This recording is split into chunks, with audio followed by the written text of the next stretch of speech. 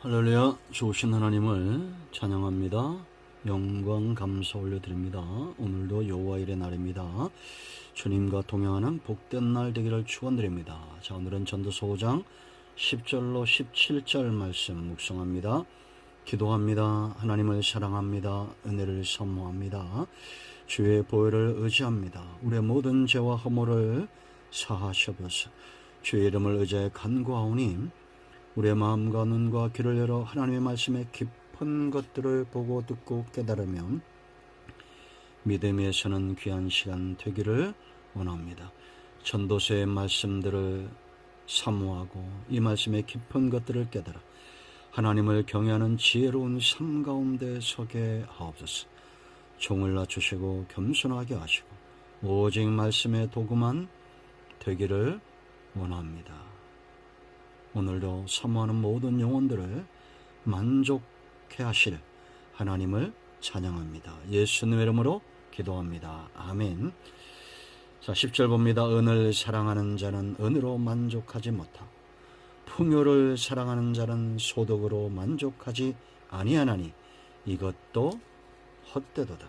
재산이 많아지면 먹는 자들도 많아지나니 그 소유주들은 눈으로 보는 것 외에 무엇이 유익하랴.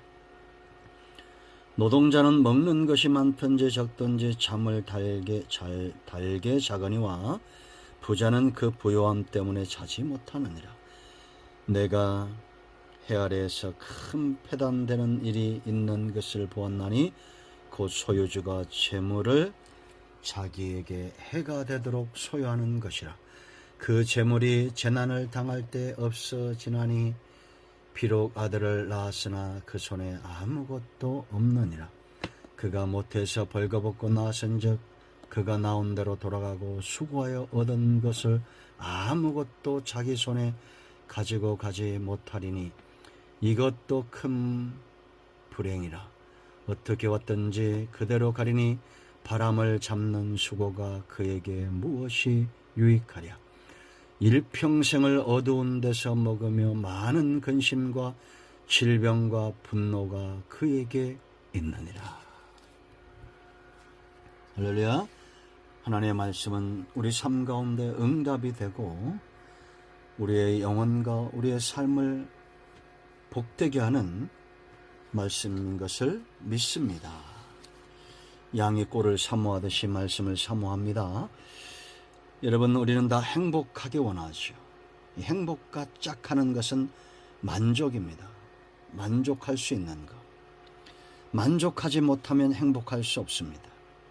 오늘 성경이 분명히 말하고 성경 다음으로 중요한 것이 내가 경험한 것이라고 했는데 솔로몬이 경험한 것을 들어보십시오. 그가 말하는 것은 많은 소유, 은과 금, 많은 소유로 만족하지 못하다는 겁니다. 만족하지 못하는 것은 행복을 주지 못하다는 거예요. 은이, 많은 소유가, 많은 종들이 아무리 부유한 삶을 살아도 그것이 우리를 만족하게 못하고 행복을 주지 못한다. 왜냐? 참된 만족은 사랑에서 옵니다. 10절 말씀 보세요. 은을 사랑하는 자 그랬습니다. 은으로 만족하지 못하고 풍요를 사랑하는 자는 소득으로 만족하지 못하다. 이것도 헛되다. 왜냐? 은은 인격이 없어요. 풍요는 인격이 없습니다. 사랑은 제일 중요한 것이 대상입니다. 그렇지 않습니까? 늘 우리 성도들에게 제가 강조하죠. 사랑하면 제일 중요한 게 뭐냐? 대상이다. 잘못된 대상을 사랑할 때 그 결말은 뻔한 것입니다. 만족할 수 없습니다. 우리가 우상을 사랑한다고 생각해 보십시오.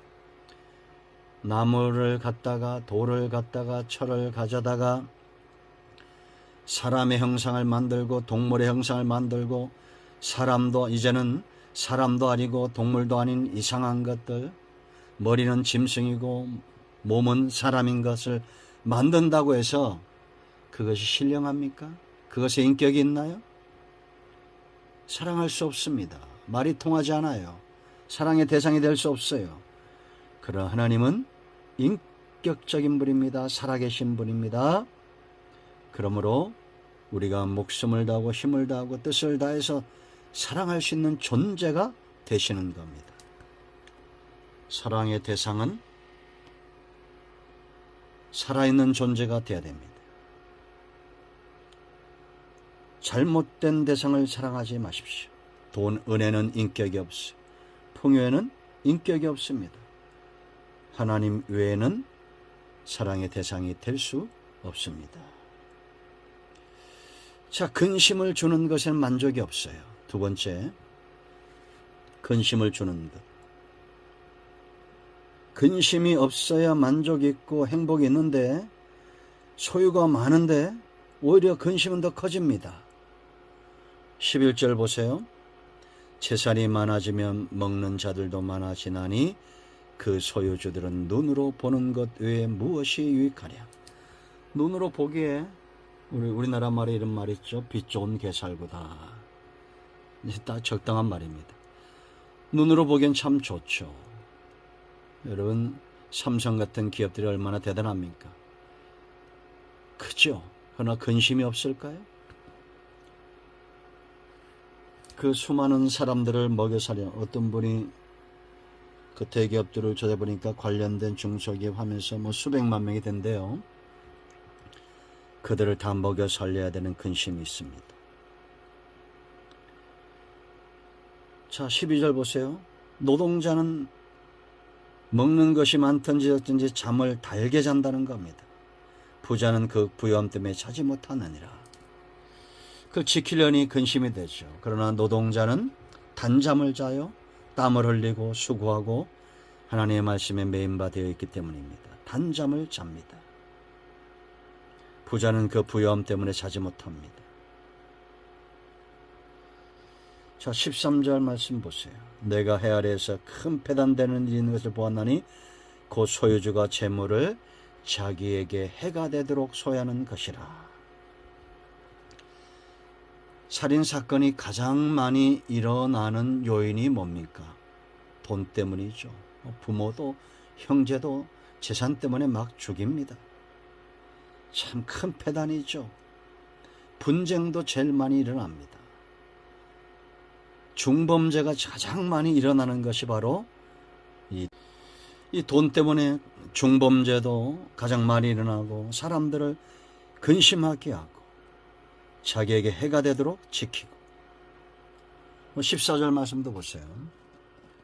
그 재물이 재난을 당할 때 없애내니 비록 아들은 낳았으나 그 손에 아무것도 없느니라. 부자가 되었습니다. 많은 것을 쌓았어요. 그러나 재난이 왔습니다. 병이 들든지 전쟁이 일어나든지 기근이 일어나든지 다 잃어버립니다. 이제는 물려줄 것이 없습니다. 우리에게 만족을 주시고 근심을 주지 않는 분은 하나님입니다. 하나님은 우리에게 재물을 줄 때 근심을 겸하여 주지 않습니다. 복을 주실 때 근심을 겸하여 주지 않습니다. 응답을 주실 때 근심을 겸하여 주지 않습니다. 하나님으로부터 오는 모든 것들은 우리에게서 근심을 오히려 가져가지 더하여 주지 않습니다. 그러므로 참된 만족은 하나님과 그 입에서 나오는 말씀으로 인하여 만족합니다. 자, 왜 재물은 우리에게 만족을 주지 못하냐? 가지고 갈 수 없어요. 그렇지 않습니까?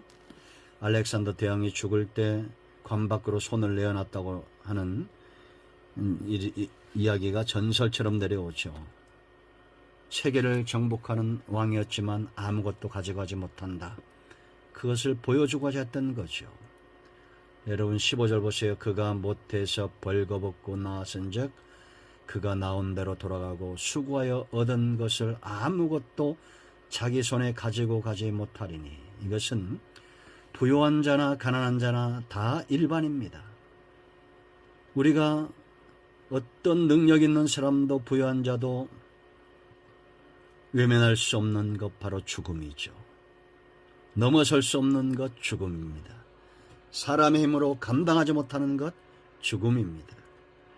오직 하나님만이 저와 여러분의 영혼과 영혼의 삶에 감당하실 수 있는 능력과 힘 있고 이끌어 가십니다. 자, 16절 보세요. 이것도 큰 불행이라 듣게 왔던지 그대로 가리니 바람을 잡는 수고가 그에게 무엇이 유익하랴.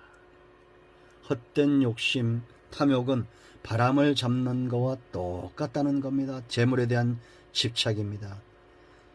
이런 사람의 삶을 보세요. 일평생 17절 어두운 데서 먹으며 많은 근심과 질병과 분노가 그에게 있느니라.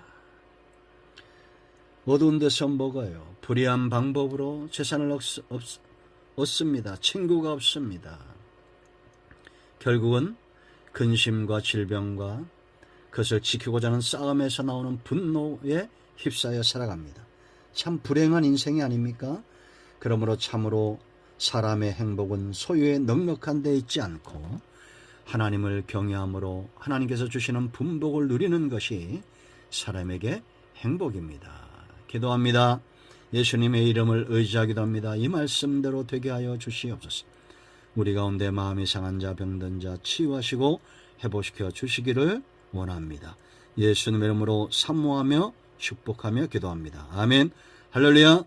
오늘도 응답이 우리 가운데 임하였습니다. 아멘.